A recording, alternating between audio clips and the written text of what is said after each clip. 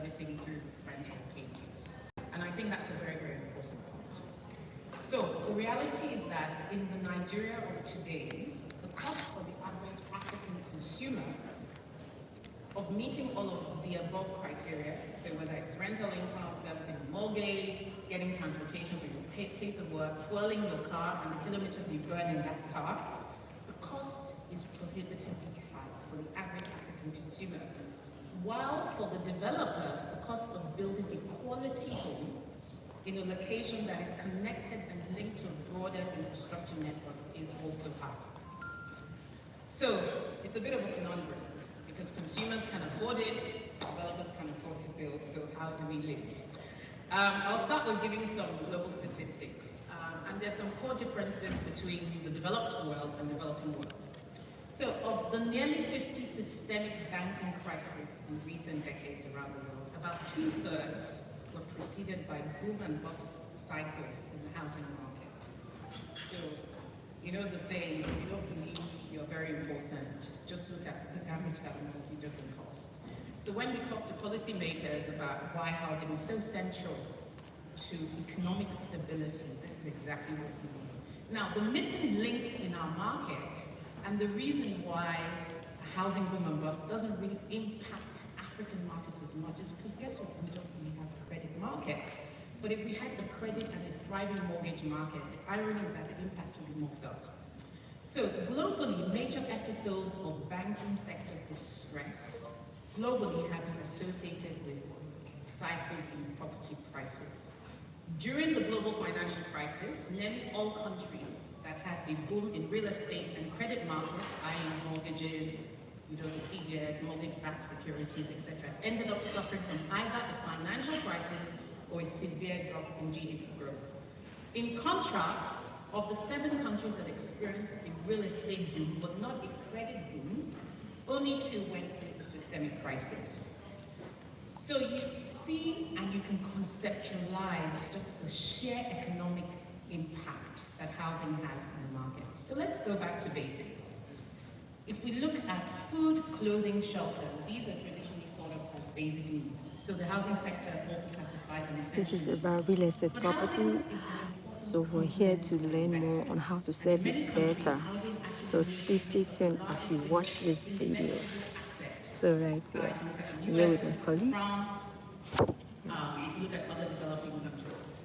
But in developed economies, it's a tangible asset, and in Africa, it has a substantial impact on the labor market and labor demand.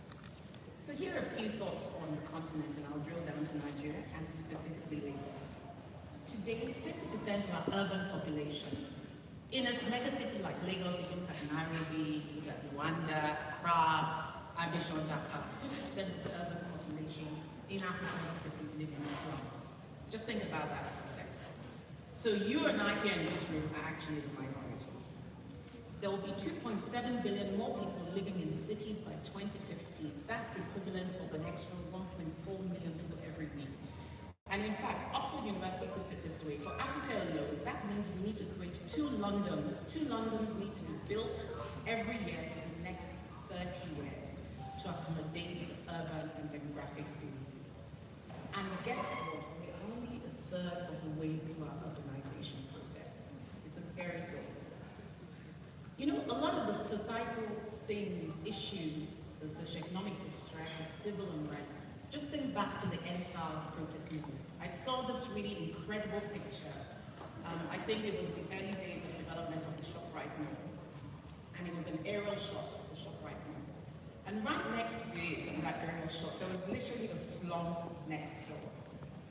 And so we live in this urban conglomeration that is not only creating social exclusion, which, by the way, is a key source of socioeconomic unrest, but is also dividing our society and creating inequity. That is another reason that housing and real estate are absolutely key.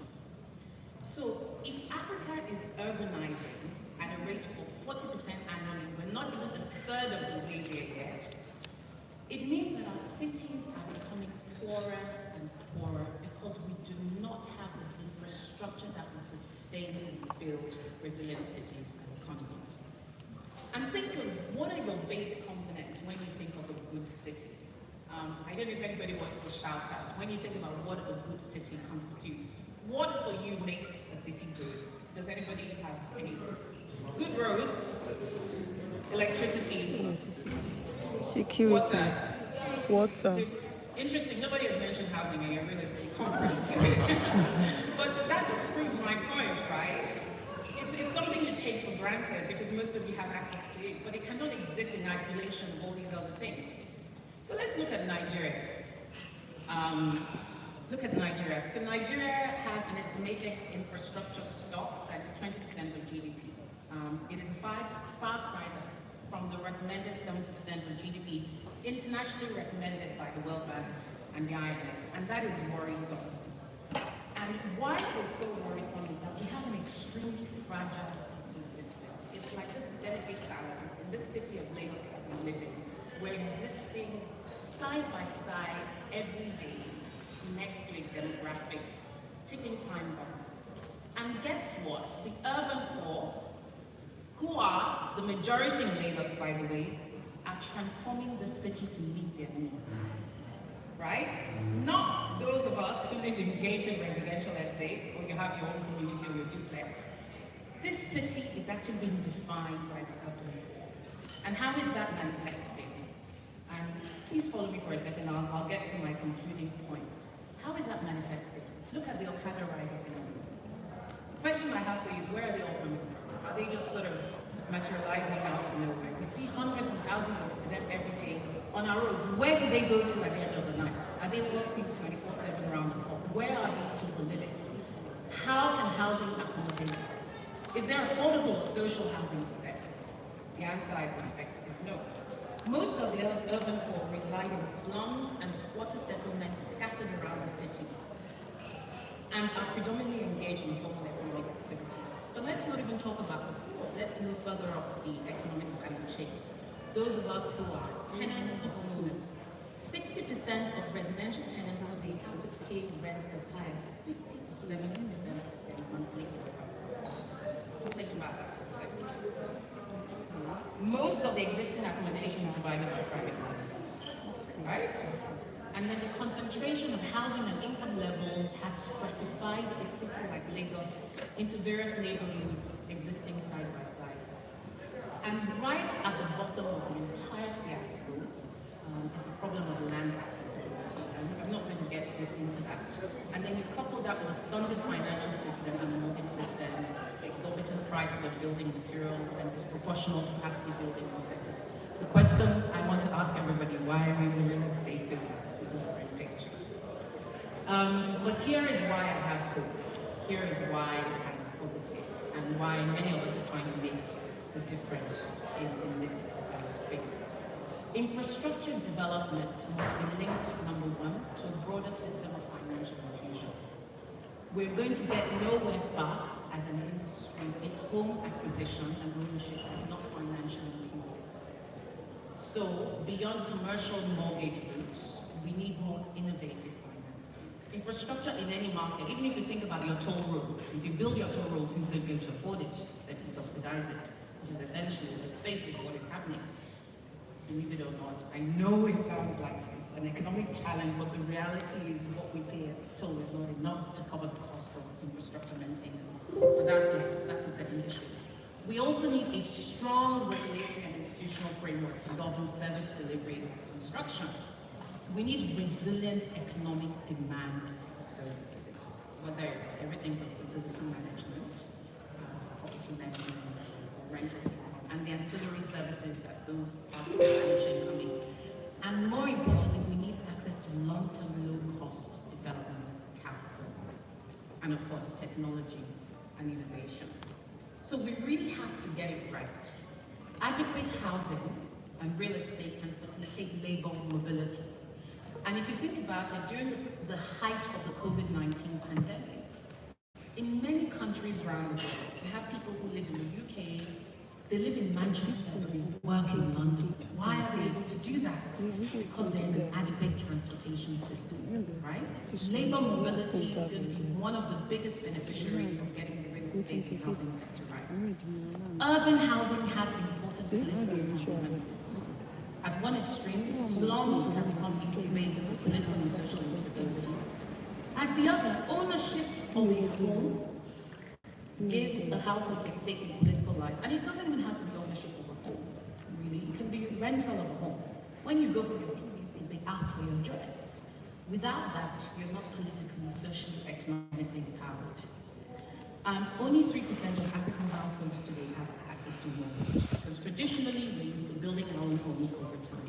So it is important, but what is clear for us is that large-scale investment has not happened yet in this sector. So I'm going to leave you finally with a lighter note, and I guess the panel discussions can sort of explain a bit more about what we need to do to ensure that this sector takes its rightful place, more than any other sector in our economy, by the way, at the Center of National Development. So here am I dispelling 5 common myths of Lagosians' urban life. And I hope this also highlights what we are trying to do at Mixter as a Pan-African developer. Infrastructure is at the core of what we do. That is our unique value proposition, infrastructure. So the first myth is what I call pedestrian psychology. And the myth, which I'm going to try and dispel, is that the average Lagosian pedestrian is irrational. How many people think here the average Lagosian pedestrian is irrational? Irrational. That's the myth I want to dispel. So this myth came about, one of those days I was driving on the weekends and I was on the Lekki Lagos Expressway, and sites that we see every single day, people just risk life and limb to cross from one side of the road to another. And there's a footbridge there. And I'm thinking to myself, the people who constructed the footbridge, I mean, did they not think this through? And the people who are crossing the road, I don't understand, just get on the footbridge. And one of the things that occurred to me is that most of the people on one side of the road are running to catch the bus on the other side. So there is a sort of scarcity mindset that exists because we don't have a thriving urban mass transit system. Right? So by calculations, the shortest distance between 2 points is a straight line. It's much faster for me to cross the road than to walk upstairs, cross over, and run down the stairs. Because by the time I get to the other side, guess what? The bus is gone. Right? So it's not that the pedestrian is irrational. Actually, they're very rational. Because what they're doing is that they're responding to an infrastructure, an urban landscape that doesn't adequately meet their needs. So that's number one myth. The average Lagos pedestrian is actually not irrational. The second myth is that Lagosians are addicted to their cars. And this was really interesting when I came up with this myth and I was trying to dispel it. I was like, okay, how do you actually deal with the fact that we're addicted to our cars? We simply have no choice. I found something when I was doing some research on this called the Global Walkability Index. There's actually a Global Walkability Index in cities, and Lagos doesn't even feature anywhere near the top 150, no surprises. But there's some cities which are described as highly walkable, somewhere like Amsterdam in the Netherlands, or some city in Europe, or even some of the AAA cities. And why are they walkable? Because the cities have been built in such a way that they take into account the needs of each type of user. So if you have paved walkways, you have cycling tracks. Now all of this might sound very realistic for the Lagos people to see, but it is not that Lagosians are addicted to their cars. It's just about cities have evolved and developed in a way that no longer meet our needs. And guess what? If we took more cars on the road, we would contribute less to global warming. And then myth number 3, this is going to be a controversial one for developers and movements. Have you signed the one they signed? Every Lagosian wants to go there. Now, how many people really believe that every Lagosian wants to go there? The one they signed to? That's the one. Oh, actually, that's interesting. So this concept that we see home ownership as aspirational, actually is not true. So if you look at what is happening in the market today, we still have a thriving rental market. And I know people whose maxim is they buy to rent and they rent to live, right? Because it makes sense from an investment perspective. If I had the ability to live and work close to our business in Victoria Island, I would find a nice apartment to rent them. I'll probably buy a home in BGC and rent first. Right? So it's not like homeownership is less aspirational. It's just a rational investment proposition. Right? So as developers, the onus is us as we look at ways we can pivot within the market and the realities of the market we live in. And then myth number 4, neighborhood stickiness. So this is something as I define as, for example, once a Lekki phase 1er, always a Lekki phase 1. That doesn't actually really hold true. Because if you think about many, many decades ago, think about what all the communities along the Lekki Expressway looked like. There was literally nothing there. And most of the people who live in the Lekki axis today, Etiosa, Ibeju Lekki, Shangotedo, many of those people, their parents or generations before them lived where? On the mainland. But why were they incentivized to migrate all the way to that part of town? It was because of evolution of infrastructure, community-like, residential, commercial, mixed-use developments. So people will naturally be incentivized to go where they can create a life for themselves. So this concept of neighborhood stickiness doesn't hold sway. So when you as a developer are marketing property in that way, of course people are going to ask you questions, there's nothing there. But I could easily have said the same thing for Lekki Phase 2, for Ikate, for Shamrock, for VGC. I could have said the exact same thing 20 years ago. So what that says to me is that there are real first mover advantages, even in the Lagos metropolis. And then finally, negotiations do not appreciate the natural environment. That's a myth. I don't think that's true. I think we just haven't actually provided the resources for them. And one of the things we are trying to do with one of our major developments, Lekki Lagos Golf and Country Estate, we have currently 100 residents who live on that estate, who work in and around that estate. It's a state that encompasses the natural ecology. So I hope this gives you a sense of the role that developers have to play in the urban infrastructure development of our cities and our towns. So what can we do? First of all, we need to find a way to manage construction costs, to make them low enough to be affordable, and of course the currency of any developer is time. Legal title must be secure. Secondly, finance must be available and affordable for both small construction firms and for mortgages. Infrastructure must be planned and provided in advance of settlement, and residential services must follow construction. So just a couple of jokes to end, because I like a bit of humor. And whoever gets this, I will give them a private coaching session. Yes. So the first joke, 2 private coaching sessions of 1 hour each, because I'm a communications consultant as well. What do you call a group of 10 insects that live in a housing complex? Okay. Okay. Second one was, what does the house wear? A dress, yes. Please see me, madam. Thanks, ladies and gentlemen. I look forward to engaging with you. Thank you. So that was our second speaker of the day. So please, thank you for watching. You can still stay tuned. We have more speakers, and there's going to be a debate on our properties. The essence why we're here is to help you to learn more on how to serve you better. So right there, thank you for watching, and stay tuned to see more of this training. Live streaming on my phone, calls of clients, prospective clients will be coming in and be distracting. So please bear with me, even if I start happening, I'll be right back. So this awful, you're saying now, this is awful. So we'll be hearing from a lot of speakers, successful men and women in real estate. So stay tuned. In 30 years. The business is very She spoke about labor mobility. That already touched me a lot. You can live in Manchester and work in London. You cannot live in Aja.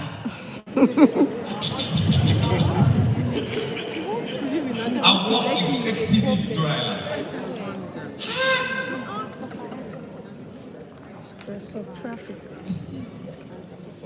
She said those people, now you should stop judging those people that you see crossing the road.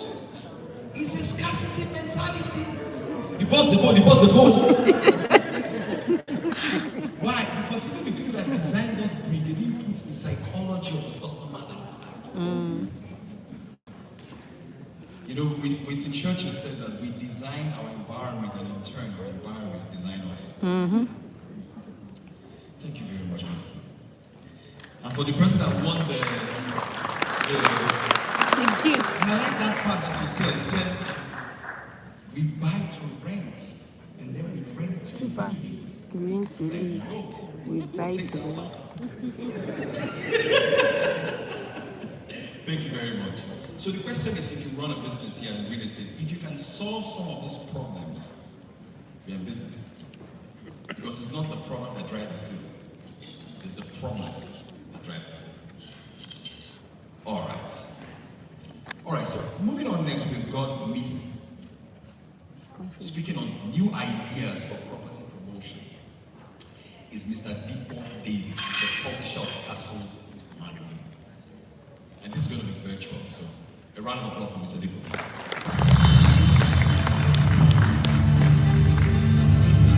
Mr. Deepo Davis is the publisher of Castle, the leading real estate magazine launched in 1999 and founder at Real House Communications Limited. Committed to strategically identifying and providing solutions to problems, ensuring that publications always get to the right audience and consumers. He has built his business from lessons learned over time. He won the 2006 FIT Alumni Model Entrepreneur Award. Mr. Davis' story of perseverance, commitment, and success with Castles magazine is the encouragement every intending and existing business owner needs. You don't have to make certain mistakes if you learn from the lessons shared by those who once did.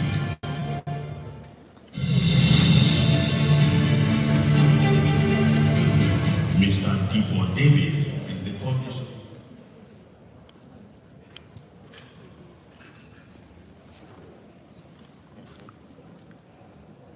So as we wait for the next speaker, who's going to teach us more on this real estate investment.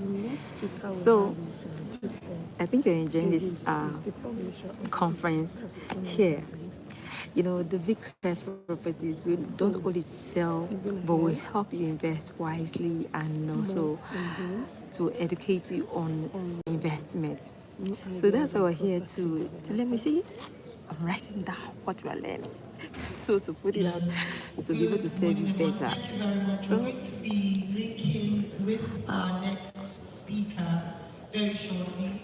As we recognize, we plan and the internet tries to help us rearrange our plans. Very shortly, we're going to have our next speaker new ideas on on property development. Thank you very much. So I would like you to follow me. we're waiting for the next speaker. to get more knowledge on Sit this. tight to watch and listen carefully. You know? So it's online now. Jenny saying hello.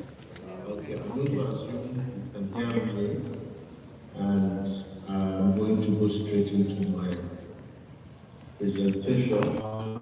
I'm going to speak on marketing your estate development in a crowded space. And it's quite interesting that the speaker who just spoke before me highlighted part of some of the points that I'm going to be making. If we can move to the second slide.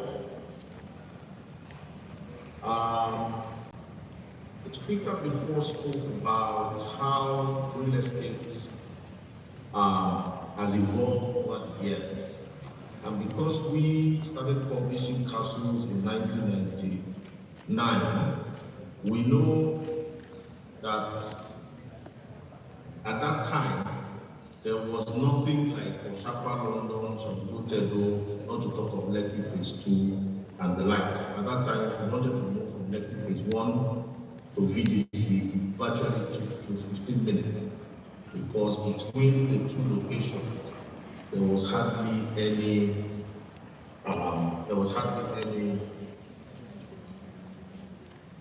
developments in between. And so she was quite right in saying that over the years, a lot of developments have come, and it is because of the way the city has developed that people have responded to those developments.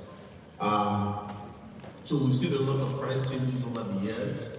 We've seen new locations come up. There was no Eco Atlantic City when we started. Banana Island, I think barely 50 or 60 people were living there. There was no Orange Island, and quite a number of estates, even the Lekki axis, were virtually non-existent.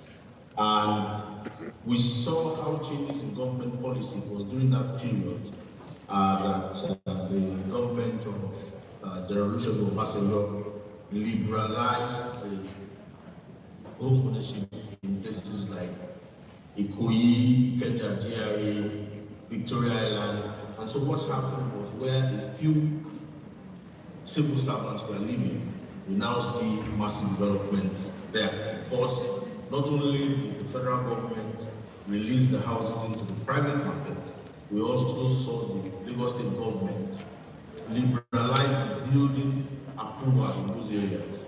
So what used to be a low-density area now turned into a high medium density area. So you used to have a house on one plot of maybe 4,000 square meters. Now you can have 2 blocks of 14 units, making 28 units in what used to be just one property. Changes in funding, the JV in particular, has helped a lot of developers get onto the ladder, property development ladder, where ordinarily before they would have had to look for money, buy land, to construct and so on. But now basically with the JV structure, you can be able to take off almost immediately as compared to what was in the past. So, and then finally, we now have the developer profession. When we started, there wasn't anything called a developer as a profession. The last speaker also referred to that and said, well, in the past, you buy a plot of land and then you build it. But now most people expect that the plot of land you wouldn't expect to buy a plot of land, but you expect to buy the houses from a developer. So what we are saying is that the market is going to continue on this trajectory. You know, they say land does not expand. In Lagos, the land expands because the Atlantic City is 2.5 times the size of Victoria Island. Victoria Island itself was unfilled. So the Atlantic was unfilled, even further. And so you can see perpendicular estates in the Lekki axis, Orange Island, Gracefield Island, and you're going to see more and more of these places being opened up, and that means more development. You would also see things like the metro, the blue line that is coming up. That automatically means that areas like Badanga, Mile 2, all of this is to be of interest to developers, because that means that we're opened up. The last speaker accidentally spoke about living in Manchester and working in London. That will now be a possibility with the blue line coming all the way from, the Sari. So with the blue line coming all the way from Alama all the way to Marina. So you may begin to see new areas open up for development. The final analysis expects that there's going to be continuous traction in this sector, and that we're going to have to compete with quite a number of people coming up and developing houses. So the question now is, how do you make yourself heard over and above the quote-unquote noise of the marketplace? I would appreciate if you could go to the next slide, please. Next slide. Now, what we're saying here is today, all these effects, all these actions, all these policy changes has meant that there is a critical point. Basically, there's a crowded market where a large number of developers and developments are pushing for a limited number of buyers. The last speaker spoke about lack of mortgage. Now, if that is sorted out, then all of a sudden we get another week of buyers coming in. But in the short term, short to medium term, I really don't see how we're going to pick that. And so you are likely to see that you do not have the large number of buyers as well. You will have to compete for them because they are not being helped by way of financial inclusion as the last speaker has said. Again, the question is how do we now make our own products, our own estate, our own development to be heard for you to be able to push it front and center in the mind of the buyer. We can go to the next slide. So basically here what we are saying is that, and you will find out from any marketing textbook, is that basically you lose your customer from the office. It's not from what you do outside of the office. It is the planning, the strategy. If you carry pure water to go and sell in a luxury estate in Victoria Island, you are not. Because unless you are going to sell to the house boys, house girls, obviously that is the wrong product for the high-end luxury estate. If you take a bottle of water and then go to a low-end estate, where not good low-end, but basically where people might be a bit economically challenged, they are looking more for sachet water as opposed to bottled water. So your marketing starts from the mind. What are you trying to achieve? Do not rush to making assumptions, right? Before you even acquire the land, before you even start to think of the development, there are some questions that I want to pose to you. The first is, what are you selling? Who are you selling to? The people that you are able to sell to, how many as a market are they? One of the interesting things we are trying to work out over the years with our highbrow living magazines, how many people in Nigeria can actually afford flats of 250 million and above? Because highbrow living is aimed at the luxury market. The question is, how many people? And so we're trying to track the number of HNIs, multi-millionaires, and so on, and trying to see if that pool of people are enough, right, to meet the supply that is being put out into the market.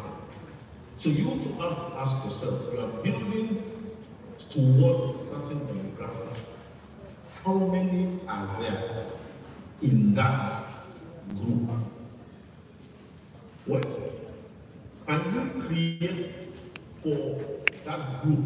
Because again, that's why the fact that you're looked at very large. You still need what we call a US unique selling proposition. What is that thing that will make them put your own product front and center in terms of decision making? You just ask yourself, how does this potential customer, how do they make decisions when they want to buy property? What is in their mind? What are the triggers that will make them buy property? Price, another thing you must think of. How will you reach all the identified customer segments? Then you have to think of, because these days we understand that you typically try to sell off plan, or you try to sell along the stages of construction. So you now have to think of synchronizing construction and your marketing activity. Then you have to think about sales process, sales people, customer management, and then finally, how do you get mileage from your current development, All this I will review in more detail as we proceed. So if I can have the next slide, which is on what are you selling? Most important thing for a developer to know is that he's not very hard. When they ask you, you say, well, I'm selling units of apartments in Ikoyi. Is that really what you're selling? Yes. There are blocks, there are floors, ceilings. So yes, it is a half a unit of apartment. But the truth of the matter is that you are actually selling for a combination of these things. One is a home where people will live. I had a discussion with the address homes MD where he said, we are building maisonettes, and I noticed and observed that in Ikoyi. We are building maisonettes in Ikoyi now because people who are buying these apartments in Ikoyi expect to still live as if they are living in their own house. Okay? So their concept of a home is not a flat or an apartment.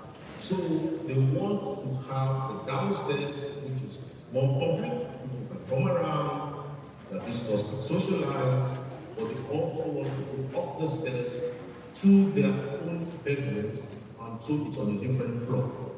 So people have started building maisonettes because they've gotten onto the fact that people are buying these apartments as homes, not as apartments or flats.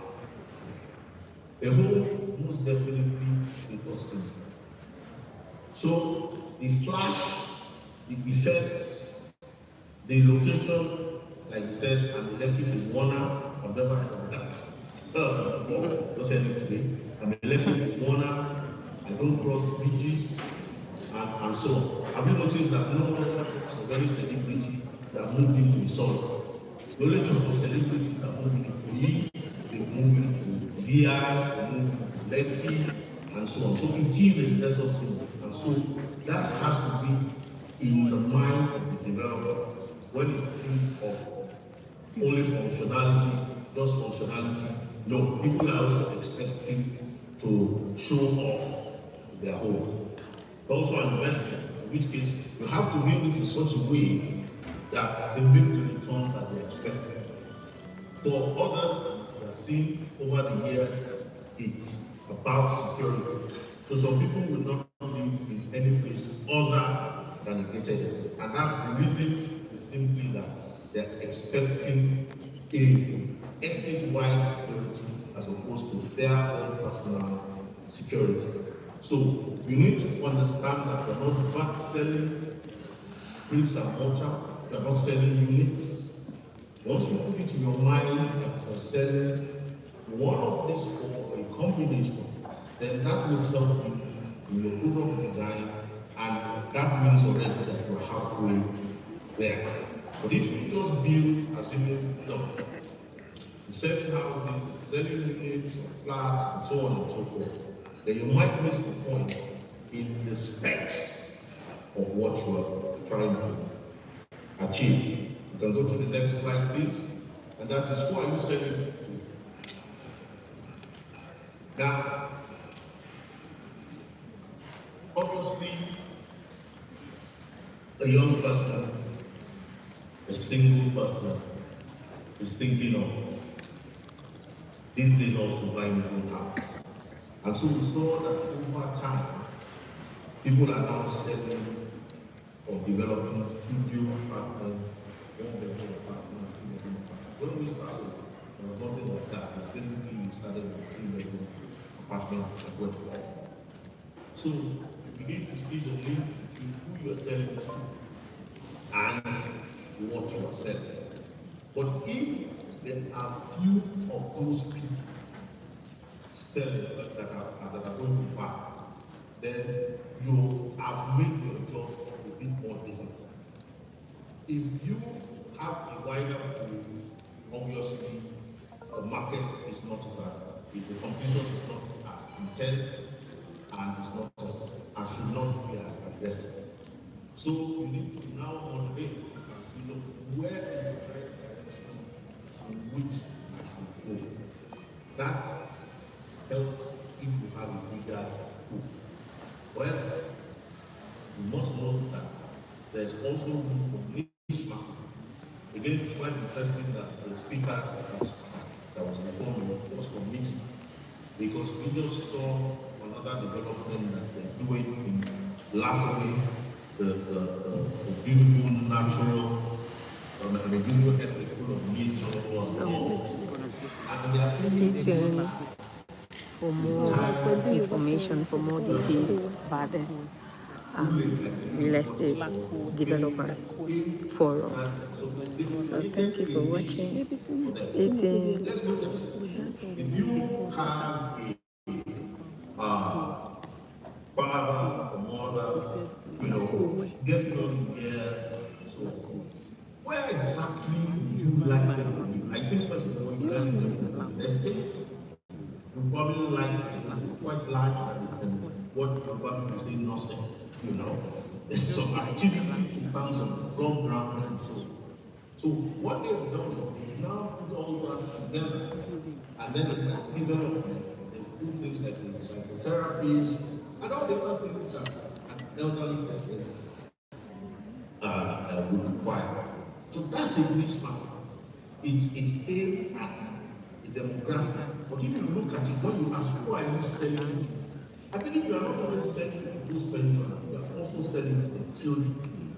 Their children usually be the US, the UK, and think about it. That speaks to that mindset of those kind of people, because that is how they live in those jurisdictions.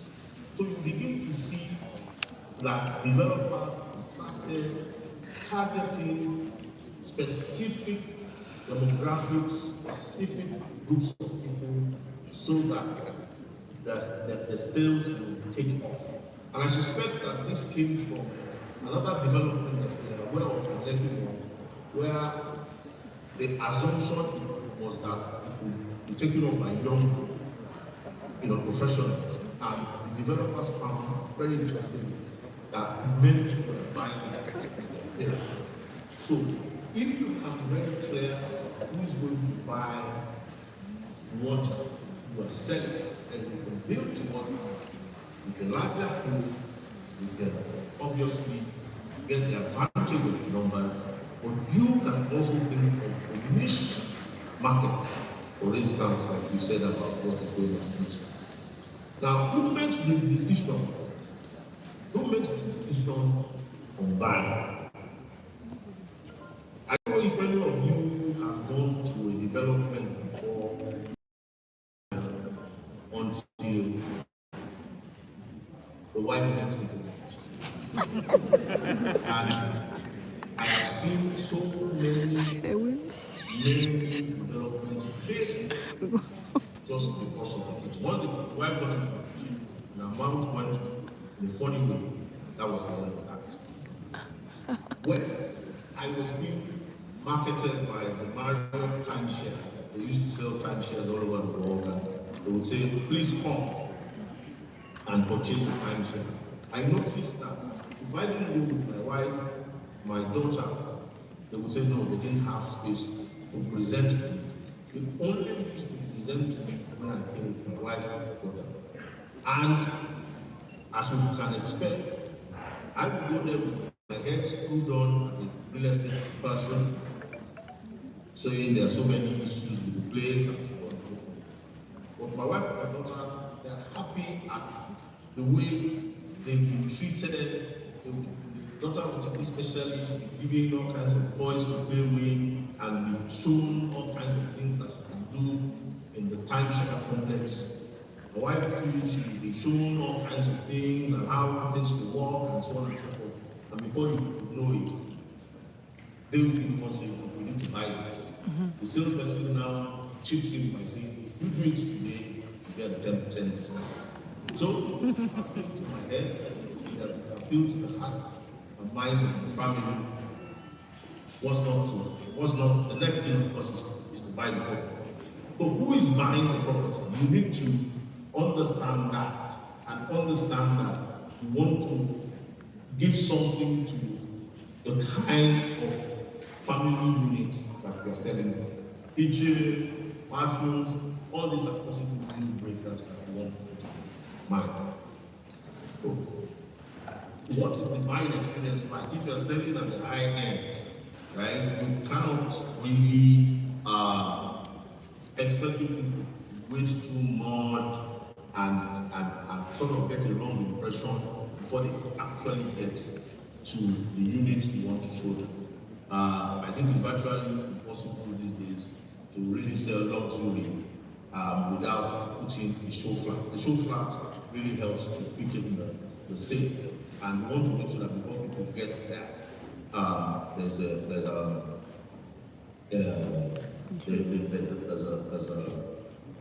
buzz about the place. It's a bad example, but if you remember the building that collapsed recently, what usually got people interested and people actually visited the block was the owner would take them to the topmost, the flat at the very top, and then show them the building. And that was what sold it for many people. Unfortunately, things happened the way they did, but you still cannot lose the fact of the viewing experience. He knew about the viewing experience. What is special about your unit? Is it that when they buy, they get a trip to buy? Is it that when they buy, they can change the kitchen? Is it that when they buy, the children's room gets some form of, Wi-Fi that is different from now? You're going to be thinking of something that will appeal to the buyer, because if you remember what we're saying, we're selling not a house, we're selling a home, we're selling security, we're selling investment, we're selling the status quo. So you need to find that extra little tweak, because we're talking about the crowded market that will make the difference between your development and another one. We can go to the next slide quickly. So pricing, what's the difference between pricing and price? I didn't say price, I said price. Business talk. In other words, you look at price quite correctly, because it's a very important, some people say the most important factor that people are going to consider. But your strategy may be, at the initial stage, we sell at a discount. So you can see there, easy to price. Right? This price, which in that particular case is a continuous exercise. It's a strategic exercise. And you will see that the most of the synchronization of the construction and your marketing activities. This is how this works. Because when you're talking about a building that is not out of the ground, and you're talking about a completed building, you know that the price will definitely be different. So your pricing strategy must have taken that in, you must take that into your thought process, your strategic process. So it's not a surprise to you at the end when you now start thinking of, okay, what might the prices now? What's the market talking about now? You've already put that in the strategic process. Next slide, please. So I have that slide. So basically, when we talk about pricing, you have to fully understand your cost. I'm talking about the pricing in 2 slides. You have to fully understand your cost. You have to appreciate your profit expectation, and you measure things against what you expected to pay, so that you are not frustrated, your customers are not frustrated. We know people who sold typically to some multinational cooperatives, the locals, and it became Amazon. So before you start your own, before you even start the whole idea, you must think through the what are the costs. And of course, because some of these costs have to get, you should err on the side of being liberal with what the cost is going to be, and then being circumspect with the price that you expect to get, so that there's no issues in between. Now, what are your profit expectations as a developer? Because if at the end of the day, you don't make the kind of profit or return that you are making, you want to make, there will definitely be a challenge, and that's when people won't start cutting corners, not delivering according to what they're supposed to do. So you need to get that down pat before you move, and this is where experience will help number people. I know some developers who have gone out to say, look, I just want to make a name, so I'm just going to sell at cost, right? So there's no surprises there. They are not